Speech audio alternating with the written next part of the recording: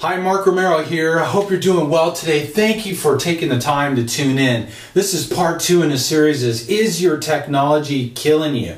We addressed in the first video that it is absolutely having negative effects upon our health, our wellness, our states of consciousness. And today what I wanted to do was kind of give you an explanation, an overview, an analogy to really get a good understanding of energy and how it is possible to shift our energy and begin to start minimizing the negative effects of these things in our environment. And I'm going to also share some tips, some steps that you can take now to begin to reduce the negative effects of all the technology and different things that we've surrounded ourselves with in our modern day life. Does that sound good? So let's get started. You get to experience another bout of my extraordinary artwork. But let's take a look at this thing called energy and how it is that we can shift ourselves. So to do that, what I want to do is I want to present with you a great analogy.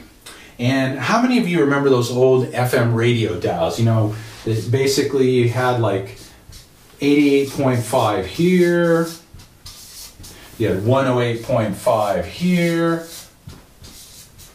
and then we had all these frequencies in between. So this is a great analogy for the quantum universe, for the energetic universe, and we are all energy. We live in a world that operates at 88.5. We basically live within this frequency range. All the cell phones, all the Wi-Fi, all the smart meters, all the toxic chemicals, everything in our lives is broadcasting energetically in that frequency wavelength. Well, what would open up for us if we were able to move ourselves from 88.5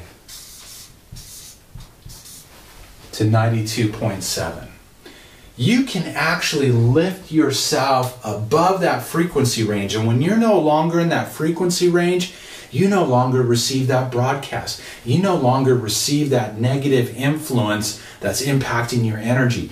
And that's what we're going to talk about today, is how you can begin to shift your energy and open up to a whole new level of health, wellness, and possibility. Sound good? So let's take a look. Let's start in an area where we spend much of our time, the bedroom, okay? We all usually have an alarm clock next to our head.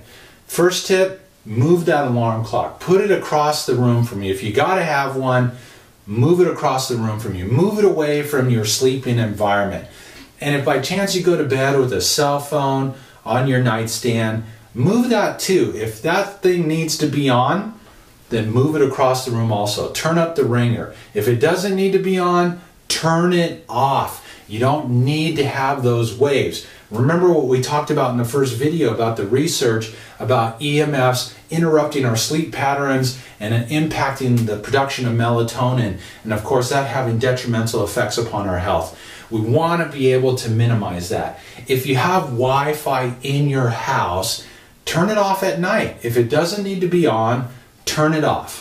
Find a way to turn off the Wi-Fi so you're no longer being exposed to that. So at nighttime you have as a good environment as possible to sleep with so that you can rebuild your physiology. By doing those simple steps, you can begin to move up the dial. So secondly, let's take a look at the kitchen. You're probably going, why the kitchen? Well, what we eat impacts our energy. If we eat fast foods and foods with lots of preservatives and drink sodas and different things to that effect, these are very low density energy. They're going to bring our energy in the direction that we don't want to go. We want to go this way. So that means maybe eating more organic foods, drinking green shakes, eating fresh live foods, and integrating that into our diet. Take a look at what you're eating. How can you improve it? And also another area to take a look at, very important, is the type of water that you're drinking. Now, my father is still drinking tap water. Hey, I've told him, he said, yeah, you know what, at 81 years old, doesn't matter. Okay, maybe I can't argue with him.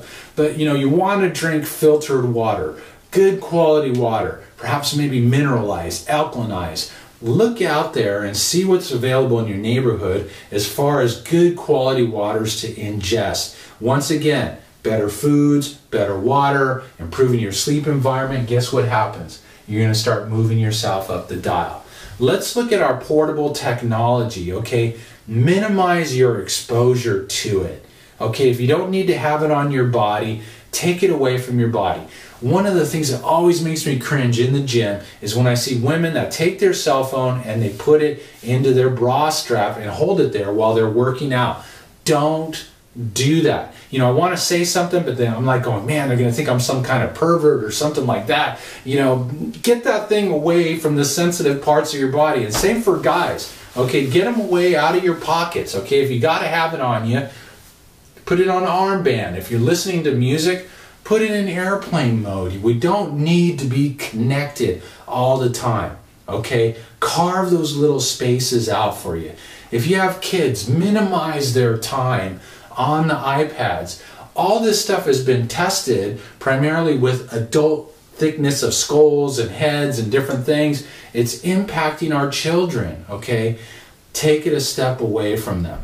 Minimize their exposure. Control the times that they have utilization. You'll be amazed, once again, what can open up as we begin to start moving our energy up. So we really have a couple different areas that we have to work with. And there's another area that I wanted to share today. And it's getting outside in nature. Okay, allowing the sun to hit you. Taking deep breaths. You know, if you don't live in a cold area, I happen to live in Southern California, so I can go outside and I can put my feet on the ground. I can ground myself, okay? A great way to optimize your energy and get things flowing is get out in nature. We feel good when we're outside. Yeah, I know it's cold in a lot of different places. Just go out and do it for 30 seconds, man, before you freeze to death. Whatever you can do, even if it's just some nice, deep breaths, take it on. And most importantly, remember to breathe. Now you say that, well, come on, Mark, how do I forget to breathe? We do forget to breathe. We forget to breathe deeply. Take some moments through your day to just take some nice, deep breaths. And you'll be amazed at how you feel just by taking on these action steps. So take them on. If you have any questions, please post them below. And in the next video, we're going to go hard and heavy to how you can actually completely lift yourself above the static and noise of the toxic chemicals in our environment, the disruptive waves, so that you can dramatically reduce your stress, improve your health and vitality, open up to higher levels of mental functioning, increase your creativity, your intuition, and begin to operate at the level of which you were designed to operate. I look forward to sharing with you. Thank you for taking the time to tune in. Have a fantastic day.